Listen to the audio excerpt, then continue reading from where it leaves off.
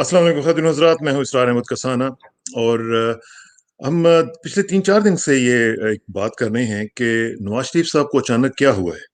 अच्छे खासे वो बहाना बनाकर पाकिस्तान से गए हैं और अचानक जाके उनको ख़्याल आ गया है कि कोई इनकलाब भी लाना है और इनकलाब के लिए अटैक करना फ़ौज के ऊपर, एस्टेब्लिशमेंट के ऊपर, उसके इदारों के ऊपर और तमाम हिस्ट्री के जो तमाम राज़ हैं, ज़ाहिर है 3 टाइम प्राइम मिनिस्टर्स हैं, तो जो 3 टाइम प्राइम मिनिस्टर हो, उसके पास तो बहुत सारे राज़ होते हैं। तो ये जो चीज़ें हैं, वो जाके अचानक उन्होंने शुरू कर दी हैं बातें करना और कभी मिसाइल की बात कर रहे हैं कि मैंने इस तरह बनवाया था, कभी कुछ कह रहे होते हैं, कभी कुछ कह रहे होते हैं। और ख़ास तौर पे इस रेफ़रेंस में कि जो फ़ौज के ऊपर अटैक कर रहे हैं, इसकी क्या वजह है और फ़ौज के अंदर रैंक एंड फ़ाइल में इसको किस तरह लिया जा रहा है। मैं ये चाह रहा था कि अगर हम देखें कि फ़ौज के अंदर इसका क्या रिएक्शन आ रहा है और कितना इम्पोर्टेंट है उसको जाँचना और उसको जानना। तो इसलिए मैंने आज हमारे जो दोस्त बहुत ही सीनियर हमारे जो फ़ौज से ताल्लुक़ रखने वाले दोस्त हैं, उनको दावत दी है। सबसे पहले ब्रिगेडियर बिलाल साहब हैं, हमारे साथ तशरीफ़ रखते हैं लाहौर से। ब्रिगेडियर साहब, thank you very much for joining us. Brigadier साहब जो हैं ये फ़ौज के अंदर तो एक ज़बरदस्त, एक बहुत ही शानदार करियर के बाद फिर ये सिविल में आए। सिविल में भी इन्होंने जो सिविलियन इदारे हैं, पीको जैसे जो इदारे हैं, उनको भी उन्होंने बड़ा सीधा किया और फिर अभी भी ये बहुत बड़ा एक फिलैंथ्रोपिक काम भी कर रहे हैं साथ-साथ, उसके ऊपर भी कभी किसी दिन बात करेंगे। और इनके साथ तशरीफ़ रखते हैं जनाब ब्रिगेडियर फ़ारूक भट्टी साहब। फ़ारूक हमीद साहब जो हैं ये टीवी पे इनको आप अक्सर देखते रहते हैं और बहुत बड़ा नाम है टीवी के हवाले से और बड़ा इनका तजुर्बा है मीडिया के हवाले से कि वो फौजी जिनको मीडिया की एक-एक चीज़ का पता है, इज़ वन ऑफ देम। तो ब्रिगेडियर साहब आपका भी बहुत शुक्रिया जी, thank you very much for joining us. Brigadier Bilal साहब आपसे शुरू करूँगा जी। तो बहुत शुक्रिया सवार भाई, थैंक यू वेरी मच। बहुत शुक्रिया कोई आपने बात मुझे नहीं। अपनी शो में लिया and I am very happy to be in your show. और आप माशाल्लाह कनाडा से ये प्रोग्राम कर रहे हैं, मुझे बहुत खुशी हो रही है। बड़ी नवाज़िश सर, बड़ी नवाज़िश। बिलाल साहब ये मुझे बताएं कि जब ये नवाज शरीफ साहब ने एक तकरीर की तो उसके ऊपर भी एक रिएक्शन आया, फिर अभी चंद दिन ही गुजरे तो उन्होंने अचानक फिर दूसरी जो तकरीर थी वो भी दाग दी। तो अब आपको जब उन्होंने अटैक किया है और आपके ऊपर उन्होंने मुख्तलिफ किस्म की मड स्लिंगिंग की है इदारे के ऊपर, तो आप बीइंग एन एक्स सर्विसमैन, आपकी क्या ख्याल है, आपका राय क्या है, आप इसको कैसे फील कैसे कर रहे हैं इस चीज को? Thank you very much Kasana साहब। मैं थोड़ा सा प्री एप्पल पेश करना चाहूंगा। जी। देखें, जब हमने एटॉमिक एक्सप्लोजन करना था तो नवाज शरीफ ने तो बिल्कुल रिफ्यूज कर दिया और क्लिंटन ने नवाज शरीफ को मुतअद्दिद कॉल की थी और डॉलर्स भी ऑफर किए थे, कुछ 4-5 बिलियन डॉलर कि इसके लिए अपनी इंटेग्रिटी बेच दो, and he was ready to do that. ये सिर्फ आर्मी खड़ी हो गई थी, आर्मी ने कहा कि ऐसा नहीं होने देंगे। और जहांगीर करामत is a great man and a friend of mine. We were together in Saudi Arabia for 3 years. He lost his job in the process.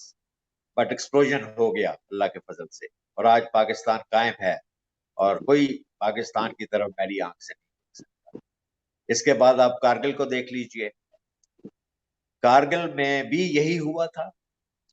Nawaz Sharif साहब यहाँ से भाग के अमेरिका चले गए थे और जाके वहां पे कहने लगे कि मुझे तो वापस ना भेजें, मैं तो जाऊंगा तो फौज मुझे पकड़ लेगी और मैं कुछ नहीं कर सकता। और कारगिल में जो कुछ हुआ फिर आपको पता है, जब हमें विड्रॉ करना पड़ा और हमारी जो पिटाई इंडिया ने आर्टिलरी ने की, वो बहुत जुल्म हुआ। लोग खां खा शहीद हो गए बहुत सारे। कारगिल हमारे पास आ गया था तो कश्मीर हमारे पास आ गया, तो he is also responsible for that defect. अभी अभी तो फौज के खिलाफ बहुत नवाज शरीफ साहब बातें करते हैं, लेकिन इनको बनाया किसने है? जनरल जलानी जो है उनको आप जानते हैं, जलानी पार्क भी है लाहौर में, और वो बड़े अच्छे जी जी। आदमी थे, बड़े अच्छे आदमी थे। और उनका घर जो था ना जी, 4 कनाल का, वो इन्होंने बनवाया।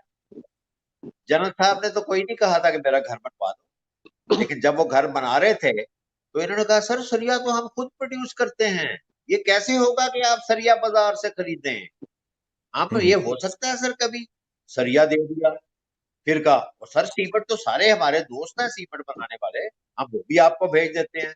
भेजते भेजते बजरी भी आ गई, सब कुछ आ गया और जिलानी साहब का इन्होंने घर बना दिया। तो इस तरह जिलानी साहब ने जियाउल हक साहब से इनको मिलवा दिया और इनकी बड़ी तारीफ की और ये फिर पॉलिटिक्स में आ गए। इनके जो वालिद साहब थे शरीफ साहब, जिनके मतलब मैं किसी और प्रोग्राम में कवर करूंगा कि वो क्या थे, उन्होंने कहा कि मैं इसको दे सकता हूँ, शहबाज को नहीं दे सकता। शहबाज तो सारा मेरा बिजनेस चलाता है और वही तो इंटेलिजेंट आदमी है, तो ले जाएं इसको।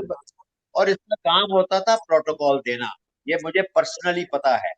जब भी कोई गेस्ट आता था मियाँ साहब का, बड़े मियाँ साहब का, तो नवाज शरीफ एक मर्सिडीज में ड्राइवर की हैसियत से उनको फिराता था। और ये इसने मुतअद्दिद बार किया है और एक लफ्ज इससे बोला नहीं जाता था।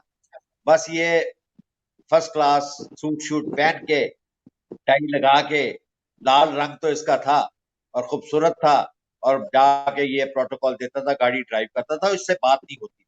और गवर्नमेंट कॉलेज में हमारे से, और ये एक स्पोर्ट्स कार होती थी वाइट लाल रंग की, हाँ आई रिमेम्बर दैट।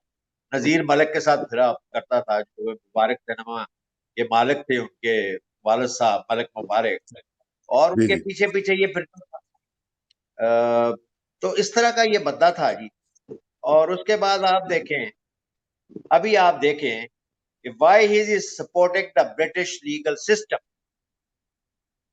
आप जरा अपने आप को क्वेश्चन करें कि ये इसलिए सपोर्ट कर रहा है कि ब्रिटिश सिस्टम जो है उसको प्रोटेक्ट कर ले और पाकिस्तान से वो भाग जाए। वो तो है ही चोर। इंडिया की जीडीपी उस वक्त 22 और 21% थी दुनिया में जब ब्रिटिशर्स आए, और चाइना की 33% थी। तो दोनों मिला के कोई 53% जीडीपी ये दोनों मुल्कों की थी। और उस वक्त ब्रिटेन की जीडीपी को 2% से भी कम थी। तो जब वो जा रहे थे यहाँ से, तो India had the poorest GDP in the world, they took everything. So उनकी तो इकोनॉमी इसी चीज पे बेस्ड है कि वो इस तरह के लूटर्स को वेलकम करते हैं और उनको प्रोटेक्ट करते हैं। अभी आप देखें मुझे कि होम ऑफिस और मेट्रोपॉलिटन पुलिस इसको प्रोटेक्ट कर रही है इंग्लैंड में। और आप देखें कि $3 बिलियन की इसकी प्रॉपर्टी है, जो कि ईयू में है, इंग्लैंड में है और अमेरिका में है, and it is all managed by his office in London. ठीक है सर। और आपको पता है कि he is paying very high annual tax to the Britishers. यहाँ तो उसने ₹5 टैक्स दिया होगा, लेकिन वहां पे ये बहुत, जी सर, बहुत टैक्स दे रहा है वहां। अच्छा सर, मैं इसके ऊपर आता हूँ। एक तो ये है कि प्लीज होल्ड योर थॉट, खास तौर पे जो इनकी जो एपीसी की एक रेजोल्यूशन आई है जिसपे जनरल हारून असलम साहब ने भी रिएक्ट किया है, उसके ऊपर भी मैंने आना है। लेकिन मैं पहले जरा फरूक साहब से भी पूछ लूं कि फरूक साहब, आपका क्या ख्याल है कि जो इस वक्त हम देख रहे हैं सूरत हाल, ये अचानक क्या हुआ है? अचानक उनके अंदर एक इनकलाब क्यों जाग उठा है? उन्हें क्यों ख्याल आ गया कि मैं ची गुवेरा हूं या मैं फिडेल कास्ट्रो हूं? तो ये अचानक अटैक क्यों आया जी आपके ऊपर? बिस्मिल्लाहिर्रहमानिर्रहीम। बहुत शुक्रिया सवार भाई। बात यह है कि आपने नोट किया होगा कि पिछले 7-8 महीने से, जब से ये लंदन गए हैं, नवाज शरीफ साहब बिल्कुल चुप थे वहां पे, और मरीम नवाज भी यहाँ पे चुप थी। और हम यहाँ पे समझ रहे थे कि देयर इज सम मिस्ट्री, कोई चक्कर है, ये क्यों चुप है। और वो अब चीज सामने आ गई। ये secretly behind back channel Pakistan army की लीडरशिप के साथ ये कोशिश कर रहे थे कि किसी तरह इनको फौज अपना कोई इंफ्लुएंस इस्तेमाल करे नैब पे, पॉलिटिकल गवर्नमेंट पे, और इनको कोई रिलीफ मिल जाए।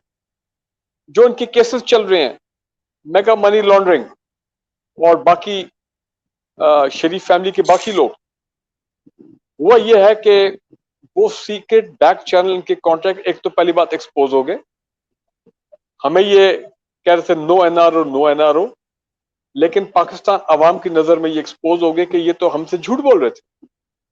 और जब इनको फौज की लीडरशिप ने कहा कि जनाब आप जाएं, अपने केसेस फाइट करें कोर्ट्स में, और sorry we can not able to help you, और जहां तक पॉलिटिकल गवर्नमेंट का ताल्लुक है, प्राइम मिनिस्टर इमरान खान ने तो कह दिया ओवर माई डेड बॉडी। सवाल ही नहीं पैदा होता कि इनको को मैं रिलीफ दूं। नैब इंडिपेंडेंट अदारा है, वो जो करेगा, they have to face the law and face the trial in the accountability courts.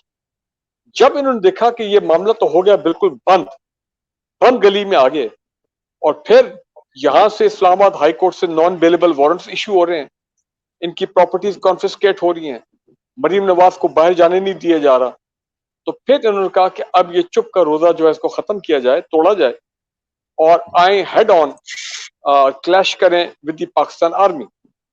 अब बैकग्राउंड जरा समझें। एपीसी होती है लाहौर में, नवाज शरीफ होते हैं लंदन में। ये वही अब जो फेज 2 ऑफ इन्होंने जो शुरू किया है वो ये है मेरी नजर में, जो बेनजीर भुट्टो साहिबा ने किया था 2006 में 7 में, जब एपीसी लंदन में हुई और वो खुद लंदन में थी, और उन्होंने लंदन और दुबई, और उनका एक इंटरनेशनल स्ट्रेचर था, और उन्होंने इंटरनेशनल एस्टेब्लिशमेंट को लॉन्च किया कि जनाब against military ruler general Musharraf.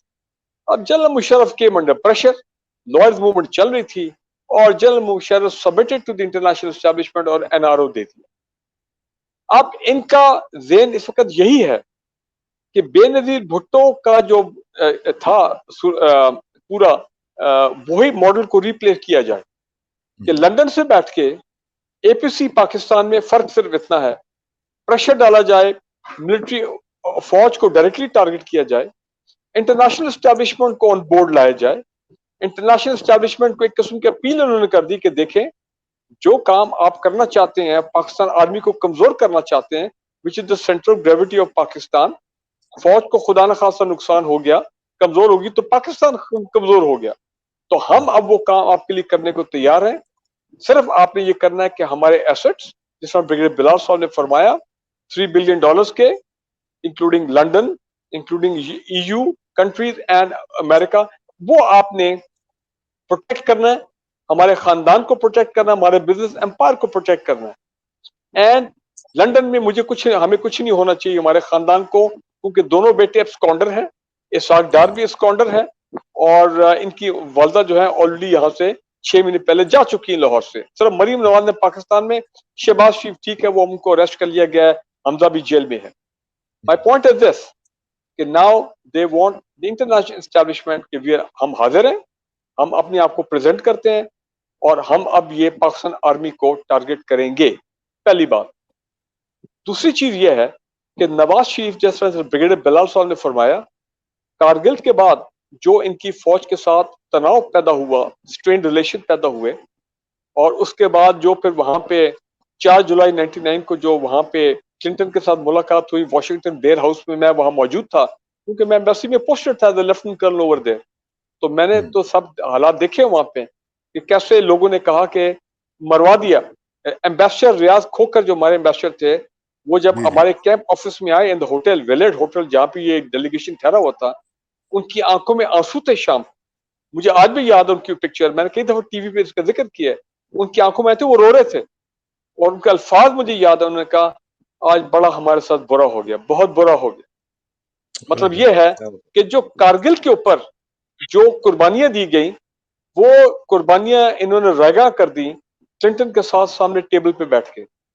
और आप कभी शमशाद अहमद खान साहब जो फॉरेन सेक्रेटरी उसको कहते हैं, उनसे पूछें तो वो आपको बताएंगे ये तमाम बातें क्या उधर हुआ क्या। मैं तो बाहर कमरे के बाहर बैठा हुआ था। मेरी आवाज आ रही ना आपको? जी मुझे आपकी आवाज आ रही है, आपकी आवाज आ रही है। अब मैं क्विकली आना चाहता हूँ, मैं क्विकली जो बात सम अप कर दूं। कारगिल के बाद और फिर जो 12 अक्टूबर कम्युनिटी टेक ओवर 99 का, उसके बाद से इनमें एक फौज के लिए नफरत और दुश्मनी जो है एक इनके माइंडसेट का हिस्सा बनी। और आपको मालूम है फिर ये जलावतन हुए, फिर 7 साल बाद वापस आए, और इनके हाईजैकिंग का केस था, और पहले 1 साल जो इनको जनरल मुशर्रफ ने अरेस्ट किया, इनको आपको पता ना कहाँ रखा हुआ था, इनको रखा हुआ था अटक के किले के वहां पे जो जेल है, सेल वहां पे रखा हुआ था। तो इनमें फौज के लिए बड़ी नफरत है इसमें, और यही नफरत इन्होंने अपनी बेटी मरीम नवाज में ट्रांसफर की है। उसके बाद वापस आए, फिर आपको मालूम है कि वो एनआरओ हो गया, इनके साथ भी एनआरओ हो गया, वापस सारे आ गए, पावर में आ गए, डॉन लीक्स हुआ, और उसके बाद डॉन लीक्स में मरीम नवाज को जनरल राहिल शरीफ ने छोड़ दिया, इसी बुनियाद पे कि खातून है, गलती होगी, बच्ची है, चलो कोई नहीं यार, फौज कंपैशनेट है when it comes to women, कि समझ जाएगी वक्त के साथ साथ। लेकिन फिर क्या हुआ, पनामा की जो जीआईटी में आर्मी और MI-ISI के ऑफिसर्स थे, ब्रिगेडियर के रैंक के, उनके सामने ये खानदान पेश हुआ, and I think that was the turning point. उसके बाद फिर ये डिस्क्वालीफाई हो गए, सुप्रीम कोर्ट ने कर दिया। तो वो तो नफरत ये और जो अभी आपने बात की ब्रिगेडियर साहब, 4 जुलाई 1999 की, जी मैं वहां पे था, आप भी थे, मैं भी वहां पे था। जी, मैं ब्लेयर हाउस में मौजूद था जी, मैं हाँ, एयरपोर्ट तो से लेके आया था। जब इनके मुझे ये बताएं कि was it a sell out वहां पे जब ये गए हैं, तो was it a sell out, उन्होंने पाकिस्तान को बेच दिया वहां पे जाके? देखिए जी, हम एक्सपेक्ट कर रहे थे कि इनकी अच्छी तकड़ी मुलाकात होगी, ये पाकिस्तान का केस प्लीड करेंगे और डिमांड करेंगे कि जनाब प्रेसिडेंट क्लिंटन, आपने जिस तरह वादा किया, आप कश्मीर के लिए एक स्पेशल रिप्रेजेंटेटिव, इंटरनेशनल एनवॉय जो है वो आप डेलीगेट करेंगे, ताकि इंडिया पाकिस्तान के दरमियान ये कश्मीर का तनाज़ा हल हो। जिस तरह ये खलीलजाद साहब हैं अफगानिस्तान के लिए, जो अमेरिका के सफीर हैं, और ये तमाम डायलॉग जो हो रहा है तालिबान के साथ, खलीलजाद साहब जो है representing the American US government, वहां पे ये भी नहीं हुआ, बल्कि इन्होंने उनको वहां पे ये भी कहा कि जनाब देखें, अगर यहाँ पे मामला ठीक ना हुआ तो मुझे आपको प्रोटेक्शन चाहिए कि मैं अपनी फैमिली के साथ आया हूं, क्योंकि फौज जो है वो शायद मुझे छोड़े ना। तो लिहाजा ये उधर भी ये बात कर रहे थे, और he eventually submitted to the threat by Clinton, कि क्लिंटन ने कहा कि जी आपको नहीं पता, लेकिन हमें मालूम है कि जनरल मुशर्रफ ने अपनी जो स्ट्रेटेजिक मिसाइल यूनिट्स हैं उनको एक्टिवेट किया हुआ है, तो वी डोंट वांट कि इंडिया पाकिस्तान के दरमियान में कोई इस किस्म का बड़ा कोई जंग हो जाए। माय पॉइंट इज दिस कि वहां पे जाके शमशाद साहब हमें बताते हैं, जो कमरे के अंदर इनके साथ बैठे हुए थे, उधर ब्रूस राइडल था और ये क्लिंटन था, कि उन्होंने ठीक ठाक नवाज शरीफ की क्लास ली है, ठीक ठाक उसको जलील किया वहां पे। और तभी मैं आपको बताता हूँ कि बाहर जो लोग बैठे हुए थे, क्योंकि रियाज खोकर साहब को ये तमाम चीजें पता लगी थी एज ए बैस्टर, तो इसलिए वो रोते हुए आए थे शाम को, आंखों में आंसू थे कि हमारे साथ बहुत बुरा हो गया। और मैं आपको एक बात बताऊं, आज मैं ये चीज आपसे शेयर कर रहा हूं, आपके प्रोग्राम में मैं एक चीज शेयर कर लूं, प्लीज। वो ये कि शाम के वक्त आपको पता है 4 जुलाई को वाशिंगटन में हमेशा फायरवर्क्स होते हैं, आतिशबाजी का जी जी, अजीम बहुत बड़ा मुजाहरा होता है फंक्शन होता है व्हाइट वहां हाउस के पे। बिल्कुल सामने फंक्शन होता है। हाँ, मैं हर साल अटेंड करता था, लेकिन उस शाम को मैं I was with the delegation, तो मुझे याद है कि शाम के जब टाइम हुआ तो एक बड़ा अफसुर्दगी और डिप्रेशन का माहौल था पाकिस्तानी कैंप में, कि यार आज बड़ा बुरा हो गया। तो मैं आपको एक बात बताऊं कि विलेज होटल के वरांडे में हम आए, लॉबी में, तो लोगों ने कुछ कहा, रिटायर्ड जनरल मलिक मजीद भी थे मरहूम, वो भी साथ आए थे, वजीर थे उस वक्त, तो उन्होंने कहा जरा हम देखते हैं आतिशबाजी, चलो ये विलेज होटल के लॉबी से देखें। हाँ, हाँ। तो द स्काई वाज रेड, आसमान लाल था। अब पहले भी मैंने देखा हुआ था, तो आपको पता क्या लोगों ने कहा?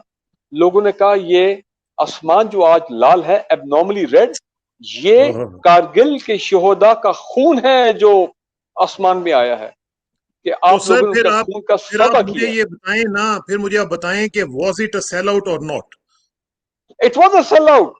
The military victory in Kargil was surrendered in the on the political table and the political negotiation between the top leadership.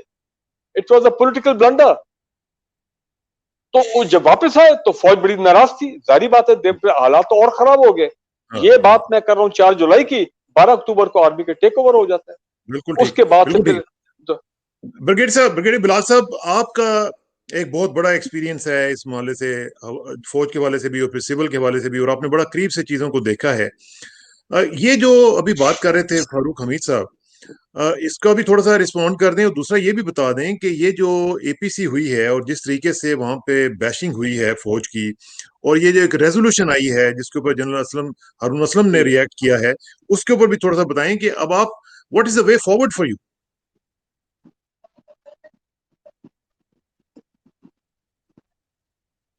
Ji can जी, यू हियर मी? जी मैं प्लीज अर्ज प्लीज। करता हूँ। जी जी, I can hear you, I can you hear me? जी sure, absolutely. Okay okay. ये जो एपीसी हुई है, इसका आर्टिकल 6 जो है वो क्या है?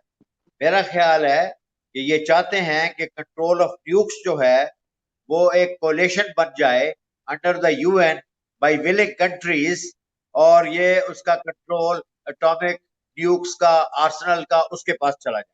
This is what they want.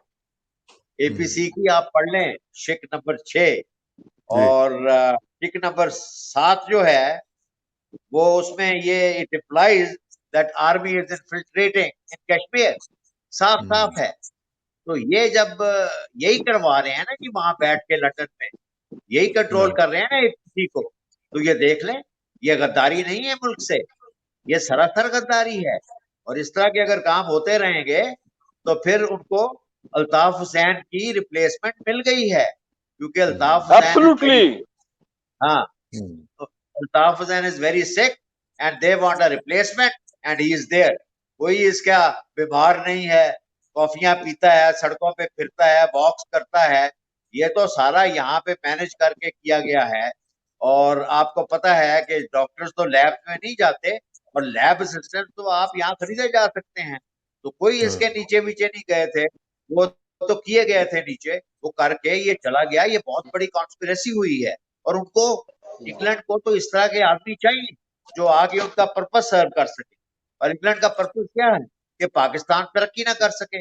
America का पर्पस क्या है? कि पाकिस्तान तरक्की ना कर सके, इकोनॉमिकली भी नीचे चला जाए। और जब इकोनॉमिकली हम नीचे चले जाते हैं तो हम न्यूक्स खुद बहुत दे देंगे। रशिया में क्या हुआ था? रशिया कोई कम थे आर्सेनल उनके पास? आई थिंक दे हाँ। Had the maximum number of atomic Arsenal. लेकिन देखे, इकोनॉमिकली खत्म हो गए रशियन, और उनको सारा कुछ देना पड़ गया। तो यही पाकिस्तान के साथ ये करना चाहता है वहां बैठ के। And he is serving the Britishers, American and people who are against Pakistan, including India and Israel. तो ये आदमी से आप बच जाएं। ये जो है, ये आपको पता है कि इसने पॉलिटिकल असाइलम के लिए अप्लाई कर दिया है, मुझे पता चला है। They be true, we have yet to find out. And और हम जो इसके ऊपर बड़े बड़े एक्सपेंसिव लॉयर्स, बाबर अवान जैसे फीसें उनको दे रहे हैं, मेरा ख्याल ये छोड़ दें करना। इसमें वापस कोई नहीं आना। इसको तो वो प्रोटेक्ट कर रहे हैं। How can you get him back? और आप ऐसे खाम खा पैसा जाया कर रहे हैं। इसकी जायदादें पकड़े, जाति उमरा को पकड़े जो 8,000 एकड़ है, और उसमें हाँ। यूनिवर्सिटियां बनाएं। बाकी हम देख लेंगे जो होगा। इंशाल्लाह ये पाकिस्तान का कुछ भी नहीं बिगाड़ सकेगा, बाल भी बीगा नहीं कर सकेगा। पाकिस्तान एक स्ट्रॉन्ग मुल्क है और इंशाल्लाह कायम रहेगा। लेकिन ये पूरी इंशाल्लाह। कोशिश कर रहा है कि पाकिस्तान को तबाह कीजिए। अच्छा, फारूक हमीद साहब। आप ये देखें, जी। जी, गो हेड एक बात जी। कि ये बार बार कह रहा है कि इलेक्शन जो है वो पाकिस्तान आर्मी ने कंट्रोल किए हैं और मॉनिटर किए हैं, और मुझे हराया गया है, और इमरान खान को लाया गया है। तो ये सारा गेम है जो खेली जा रही है पाकिस्तान को एक रोग स्टेट डिक्लेयर करने के लिए। ये आर्मी यहाँ पे इंटरफेयर कर रही है। ये उनका टूल है, he is a tool of them. और ये हमेशा से टूल था, लेकिन हमें समझ नहीं आई। समझ आई भी तो फौज को आई, लेकिन फौज कुछ कर नहीं सकी। और मैं फौज को भी कहता हूँ कि फौज को बहुत कुछ पहले करना चाहिए था जो नहीं किया। देखें आप, हाँ। वहां पे खड़ा होकर कहता है कि मैंने बैक इंजीनियरिंग की है। ये प्राइम मिनिस्टर है, इसको पता नहीं कि रिवर्स इंजीनियरिंग होता है, बैक इंजीनियरिंग हाँ। नहीं होती। और कहता है टोमोहॉक बनाया है। यार इतना स्टूपिड आदमी है ये। टोमोहॉक कहाँ से बनाया है भाई? अगर हमने रिवर्स इंजीनियरिंग किया तो हर मुल्क का हक है। अगर कोई चीज मुल्क में गिर जाती है या वहां पे मिल जाती है तो हर मुल्क का हक है। लेकिन हमने ऐसा कुछ नहीं किया। ये सब बकवास कर रहा है ये, पाकिस्तान को डाउनग्रेड करने के लिए। तो इस पे तो बिल्कुल डिपेंड नहीं करना चाहिए। अभी इसके खिलाफ पाकिस्तान गवर्नमेंट को एक मुहिम चलानी चाहिए, एम्बेसीज को चलानी चाहिए, पूरी दुनिया में चलानी चाहिए, और इसको डाउनग्रेड करना चाहिए और बताना चाहिए कि he is the most corrupt leader in the world.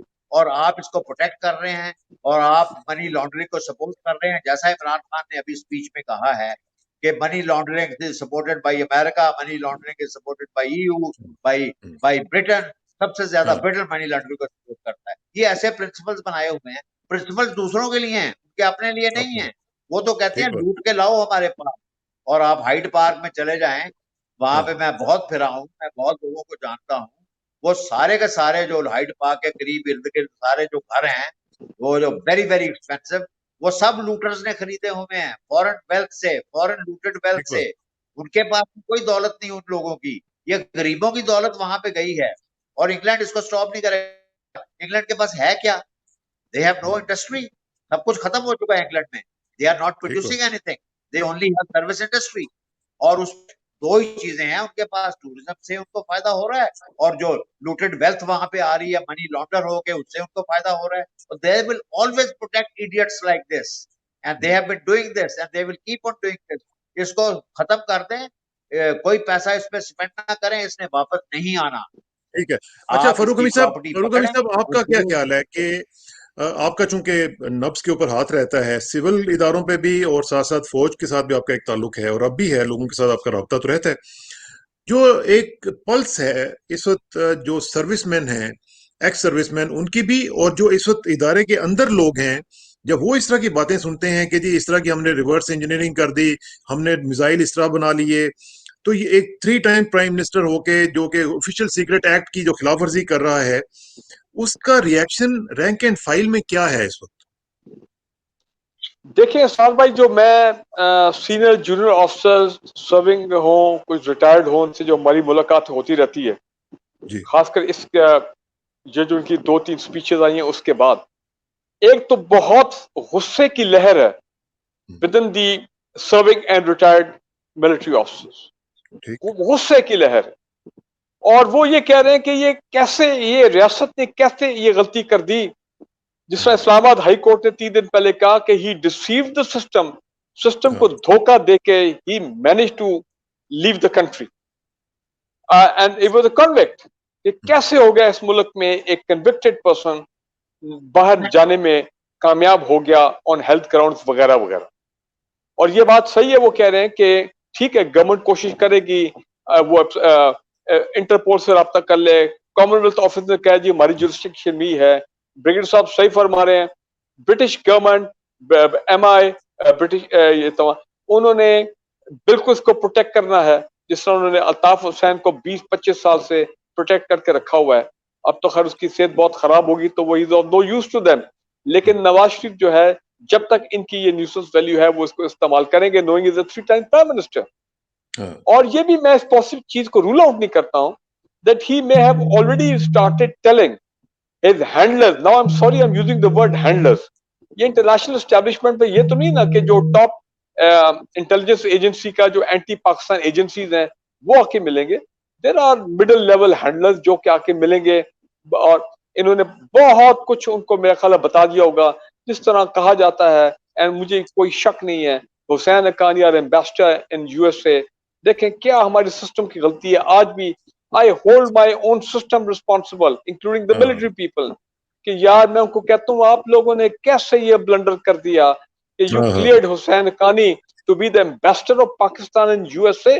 आज देखिए वो बैठ के वहां पे क्या कर रहा है, कैसे वो आया था कैरी लूगर बिल की, वही वाली बातें जो ब्रिगेडियर बिलाल ने भी जिक्र की। ये प्लान उधर से चल रहा है कि पाकिस्तान को किसी तरह डी न्यूक्लियराइज किया जाए, पाकिस्तान की फौज और ISI को कमजोर किया जाए।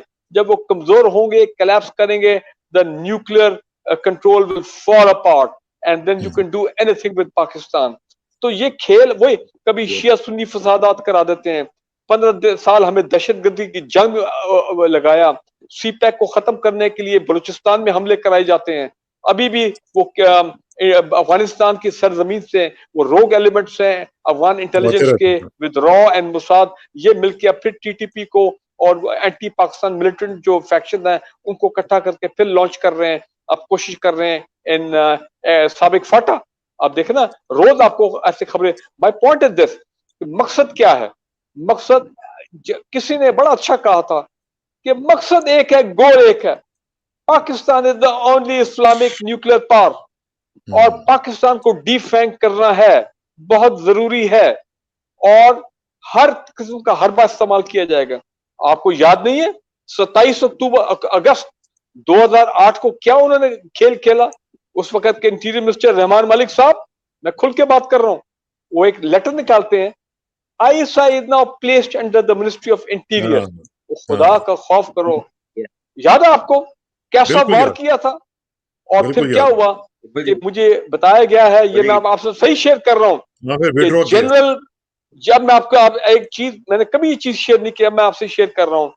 जनरल कियानी जो आर्मी चीफ थे, उन्होंने सुना, सिर्फ फोन उठाया और प्राइम मिनिस्टर यूसुफ रजा गिलानी को कहा ये क्या किया और किसने किया। उन्होंने कहा सर मुझे नहीं, जनरल साहब मुझे नहीं पता, बस मेरे पास समरी आई थी, मैंने उसको साइन कर दिया, बट आई विल रेक्टिफाई। तो with in 3 hours that note was cancelled. फिर बाद में कैरी लूगर बिल आया कि आईएसआई के फ्रांस सेक्शन को बंद करो, ये करो, इनके न्यूक्लियर कंट्रोल के ऊपर सिविलियन कंट्रोल लेके आओ, वगैरह वगैरह। आर्मी की जो प्रमोशन है सीनियर ऑफिसर्स की, वो सिविलियन कंट्रोल में लेके आओ। फिर उसके बाद मेमोरेंडम, वो क्या था, उनका उनका आईएसआई का सेक्शन एफ उसको डिसबैंड करो, कश्मीर वाला बंद करो, जो ये सपोर्ट कर रहे हैं अपना सर्टेन ग्रुप्स को, उन तमाम चीजों को रोल बैक करो। और जनाब उसमें ये न्यूक्लियर के मामला जो है उसको और हुसैन कानी ने अपने आप को ऑफर किया, ये तमाम मामला थे कि कैसे। तो अटेम्प्ट आफ्टर अटेम्प्ट, मैं समझता हूँ ये उसी की सीरीज है बाय द इंटरनेशनल एस्टेब्लिशमेंट। एक 3 टाइम प्राइम मिनिस्टर अगर उनके हाथ लग जाए, उनको और क्या चाहिए, सोने की चिड़िया। उसने सब कुछ अभी तक बहुत कुछ शेयर कर दिया होगा। और मैं आपको आज एक बात कह रहा हूँ ताकि मैं भूल न जाऊं, प्रोग्राम खत्म ना हो जाए। इस वक्त 3 रिटायर्ड लेफ्टिनेंट जनरल्स हैं जो के पीएमएलएन के साथ मुंसलिक है। एक तो जनरल कादिर बलोच, जनरल तिरमिजी साहब, और फिर ये जनरल कयूम जो सिटिंग सेनेटर है, जनरल कयूम। इस वक्त पल्स ये है, लाहौर में फीडबैक ये है, मैं लाहौर की भी बात कर रहा हूं, और मुझे बताया गया कि ये मामला ऊपर तक पहुंच चुका है। अब देखते हैं अगले 2-3-4 दिनों में क्या होता है। अगर ये 3 retired senior officers, if they do not resign from the PMLN, they will be subjected, जो मेरी अपनी assessment है, to complete social isolation and boycott by the officers, retired officers of, in Pakistan, who are there by the thousands and thousands and thousands, कि इनको थोड़े सा एक high moral ground लेनी चाहिए और रिजाइन करें, और पाकिस्तान के इंटरेस्ट को सोचें, अपने जाती इंटरेस्ट ना सोचें, अपने पॉलिटिकल इंटरेस्ट ना सोचें। बहुत मजे ले लिए लोगों ने, ताकि मैसेज दिया जाए पाकिस्तान की मुसल्लह फौज को कि देखें, हम फौज के रिटायर्ड लेफ्टिनेंट जनरल हैं, हम नवाज शरीफ के बयानी के साथ नहीं खड़े होते, हम उसको कंडेम करते हैं, and we walk out of the PMLN. अगर ये नहीं करेंगे, मैं आपको बता रहा हूं, एंड आई वांट यू जी, और मैं चाहता हूं इसरार भाई कि हमारा ये प्रोग्राम जो है, ये आप इसका इतना वायरल करें कि ये प्रोग्राम इन 3 जनरल ऑफिसर्स को देखना चाहिए कि जनाब ये कैसे चुप हैं। पिछले 3 दिनों से इतना बड़ा हमला हो गया, और इतनी ये नवाज शरीफ ने बैठ के, हम वो वहां पे अब उसको पकड़ तो नहीं सकते ना। फारूक भाई, ये जो आप बात कर रहे हैं, इन तीनों जनरल्स को जो है, ये तो मैसेज उनसे पहले मिल गया है। वो जो 5-6 लोगों का ग्रुप जो है, जो आके मिल गया है उनको, बुज़दार वगैरह को, तो उनको ही सबक उनसे सीख लें कि फौरी तौर पर अपने आप को डिसएसोसिएट करें। ब्रिगेडियर बिलाल साहब, आप इस मुतालबे से एग्री करते हैं जी, जो ब्रिगेडियर फारूक साहब कह रहे हैं? मैं इन तीनों जर्नैलों को पर्सनली जानता हूं, और ये शुरू से कोई कमी थी इनके अंदर। और ये जनरल तिरमिजी भी हैं, लेफ्टिनेंट तिरमिजी, वो भी पीएमएलएन के हैं, लेकिन उन्होंने कोई बात नहीं की। लेकिन ये तीनों जो हैं, ये इस काबिल नहीं हैं कि ये फौज में रह सकें। मेरा तो ख्याल है कि फौज को इनके खिलाफ एक्शन लेना चाहिए, और इनकी एब्सोल्युटली, ये तो और सोने पे सुहागा वाली बात कर दी ब्रिगेडियर बिलाल ने। फौज किस तरह एक्शन ले सकती है? तो ऐसे फौज क्या कर सकती है? They are civilians no. ले सकती है, क्या कर सकती है? पेंशन तो फौज की वजह से ले रहे हैं, नौकरी की वजह से ले रहे हैं। If they talk against the army, they are subject to military rules. Yes, Farooq भाई, बिल्कुल। Am I right? If they are, sir बात ये है कि if they are not condemning Nawaz Sharif, that means they are supporting him, and if they are supporting him, that means they are supporting the enemies of Pakistan. So how can the 3-star general not be tried under the Pakistan Army Act? इनको I'm saying it very seriously. They have to, उनको रात को नींद नहीं आनी चाहिए. They should not be able to sleep at night. कि इतना बड़ा हमला हो गया पाकिस्तान की सेंटर ऑफ ग्रेविटी के ऊपर, और ये 3 रिटायर्ड लेफ्टिनेंट जनरल वो चुप है। और भाई एक प्रेस कॉन्फ्रेंस करके कंडेम कर दो, कम से कम इतना तो बोलो। ब्रिगेडियर साहब, अब ब्रिगेडियर बिलाल साहब योर टेक ऑन। जी सर। तिरमिजी साहब को भी इनके साथ बैठना चाहिए और प्रेस कॉन्फ्रेंस करनी चाहिए। अगर ये नहीं करेंगे तो जिस तरह फारूक भाई ने कहा है, सारी फौज सर्विंग एंड रिटायर्ड इनके खिलाफ मुहिम चलाएगी और ये डिसऑन कर देंगे और इनकी इतनी बेइज्जती होगी फौज में। आपको पता है चाइना में क्या होता है? मैं 74 में चाइना में गया था 6 महीने के लिए। I brought radar controlled guns from China, और वो करते ये थे कि अगर किसी के मतलब कोई बात करनी है तो दे स्टार्ट क्रिटिसाइजिंग, और बड़े बड़े बिल बोर्ड्स लगा देते थे। और उस वक्त बड़े बड़े बिल बोर्ड्स लगे हुए थे गैंग ऑफ 4, जिसमें उन्होंने मौजूद की वाइफ को भी शो किया था और 3-4 और इस तरह के स्कैम्बलर्स थे, और हर जगह बिल बोर्ड्स थे। पूरा चाइना उनको क्रिटिसाइज करता था। तो जब हम इनको क्रिटिसाइज करेंगे, जब इनके इश्तहार हम लगाएंगे, जब इनके बिल बोर्ड्स हम लगाएंगे पाकिस्तान में इंशाल्लाह, तो ये खुद ब खुद शर्म के मारे इनका सर झुक जाएगा और ये रिजाइन कर देंगे पेंशन से, या फिर ये प्रेस कॉन्फ्रेंस करेंगे। और मैं इनको वार्न कर रहा हूं कि they should come on the media and they should hold a press conference. Otherwise इनकी जो इज्जत इनको मिली है आज तक फौज से, जो फौज से प्लॉट मिले हैं, जो फौज से पैसे बनाए हैं, जो फौज से इतनी जमीनें ली हैं और अरबोंपति ये हो गए हैं, तो इनको अभी तो समझ जाना चाहिए। और जिस प्याले से खाते हो उसी में सुराख कर रहे हो। Shame on you. अभी फारूक साहब से बात करें। और मैं एक और चीज ऐड कर दूं।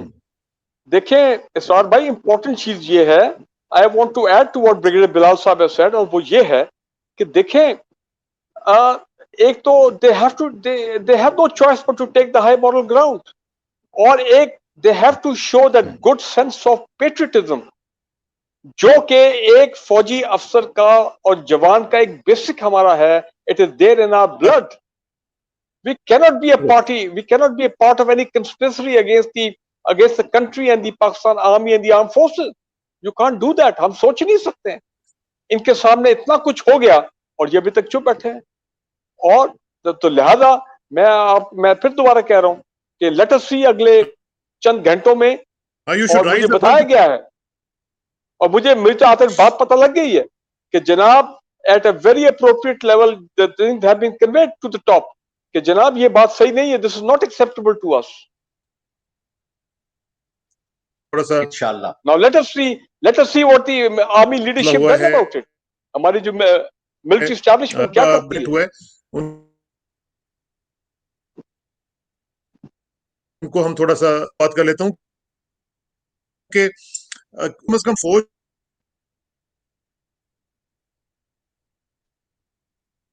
को उनको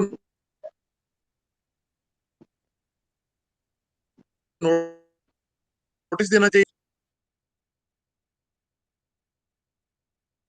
आपको आवाज आ रही है ब्रिगेडियर साहब? आपको आवाज आ रही है ब्रिगेडियर साहब? जी मुझे तो आ रही है। अच्छा, अब फारूक साहब आ गए हैं जी। फारूक साहब बैक।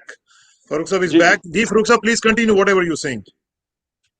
नहीं, आपने कोई बीच में कहा था, कोई वो उस वक्त जब ब्लैकआउट होते आधे सेकंड के लिए कुछ आप कह रहे थे।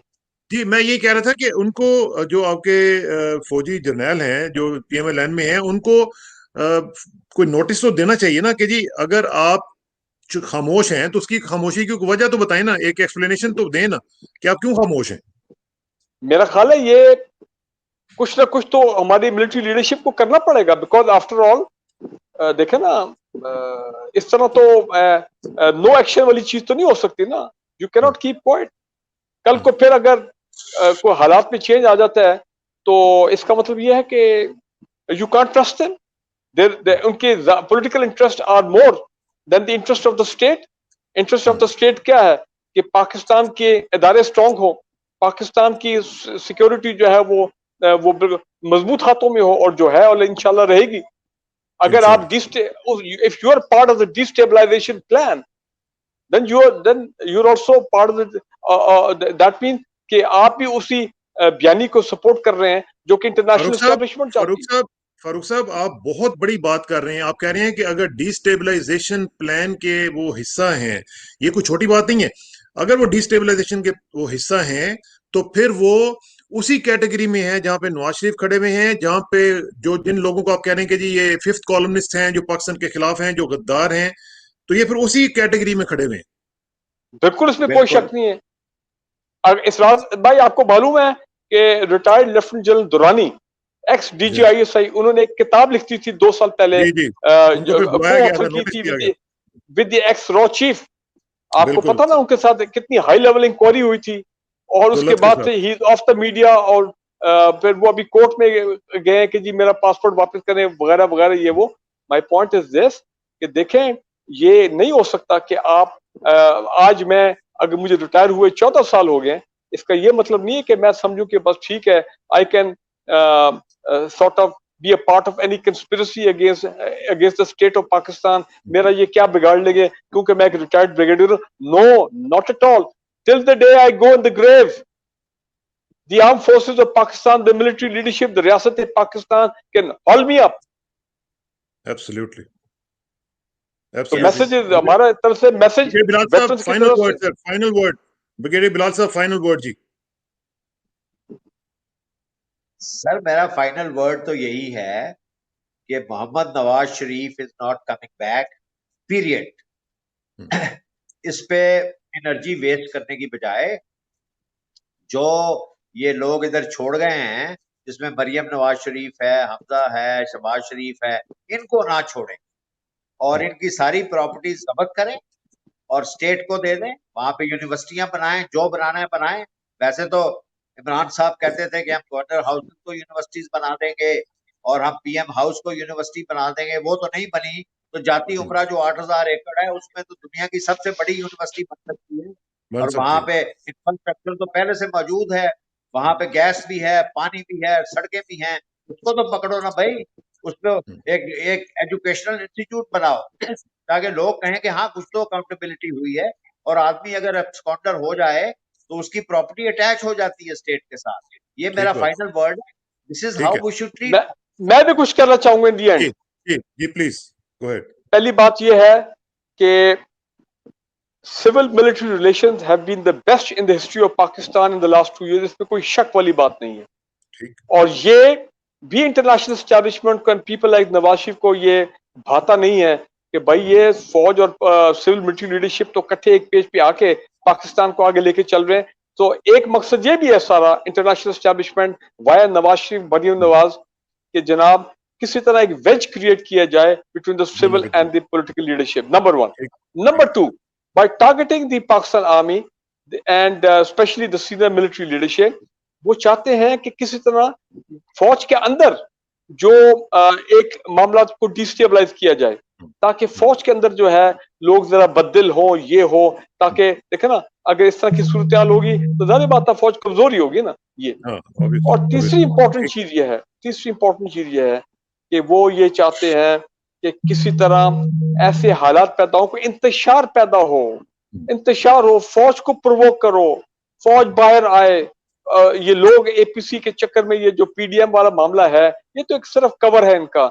ये लोग बाहर निकलेंगे, ये तो खुद बैठे हैं लंदन में, बिल्कुल लोग ठीक। बाहर निकलेंगे, ठीक है जी, तो फौज को इनके साथ लड़ाओ, अफरा तफरी हो, इंतशार हो, ताकि पाकिस्तान में हम थैंक वो यू काम ब्रिगेडियर कर साहब। सके आई एम जो आउट कि ऑफ टाइम इराक में नाउ। हमने किया, सीरिया में किया, लिबिया में हमने किया। थैंक ये यू वेरी सारा मच ग्रैंड सर। प्लान है पाकिस्तान के लिए।